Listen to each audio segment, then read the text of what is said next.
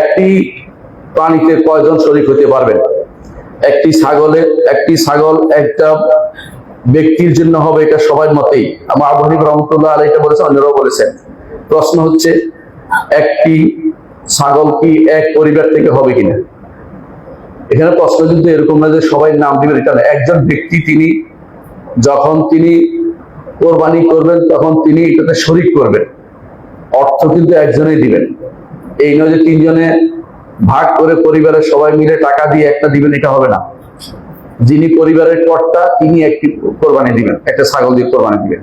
পরিবারের কর্তা তিনি এর মধ্যে অন্যদেরকে সওয়াবে শরীক করবেন। রাসূল যেভাবে বলেছেন, আমার থেকে, আমার পরে আলে মুহাম্মদ থেকে এভাবে বলেছেন, রাসূল নিজে দিয়েছেন, সেইভাবে আপনারা দিবেন। কিন্তু পরিবার কাকে বলে? পরিবার বলে যার ভরণ পোষণের দায়িত্ব পরিবারের কর্তার উপর রয়েছে, অধীন, এরা সবাই পরিবার অন্তর্ভুক্ত। আর যিনি ভিন্ন বিয়ে শাদী করেছেন, ভিন্নতা পরিবার হয়ে গেছে, তিনি একই পরিবারের অন্তর্ভুক্ত নন।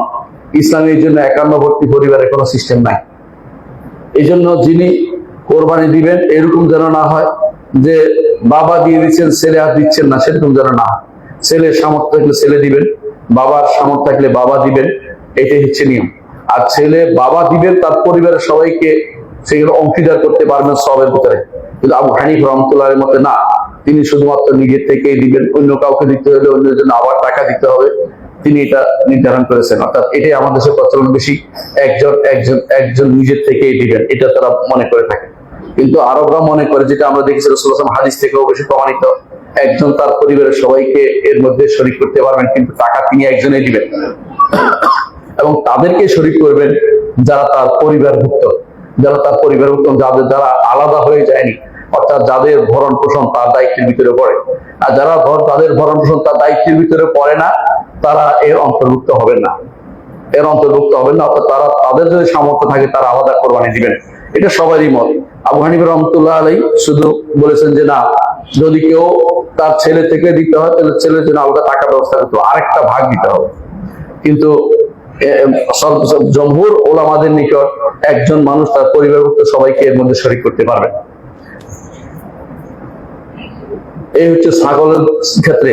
কিন্তু উট এবং গরুর ক্ষেত্রে বা মহিষের ক্ষেত্রে 7 জন দিতে পারবে, একটাতে 7 জন দিতে পারবে, অর্থাৎ 7 জন একটা গরুতে, একটা মহিষে এবং একটা উটের মধ্যে শরীক হইতে পারবে।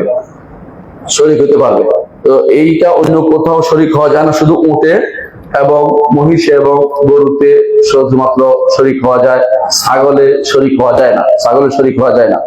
আমাদের দেশে অনেক সময় দেখা যায় যে কেউ বিদেশ থেকে কোনো সময় দেখা যায় যে পাঠিয়ে দিয়েছে কোরবানি করার জন্য, অথবা টাকা দিয়েছে কোরবানি কেনার জন্য। কার নামে কোরবানি করছে, কার জন্য কোরবানি করছে, এটা তো কোরবানি হয় না। কোরবানি করতে হলে কোন নির্দিষ্ট ব্যক্তি হতে হবে, ব্যক্তি না। এখন তো বলবেন গরিবদের জন্য কোরবানি করতেছে, কে করতেছে, টাকা কে দিচ্ছে, এই সিস্টেমে কোরবানি চলে না। কোরবানি খয়রাতি হয় না, এই জিনিসটা ভুল। যারা অনেকে করে থাকেন তারা এটা শরিয়া বিরোধী কাজ করে থাকেন, জানা উচিত আমাদের।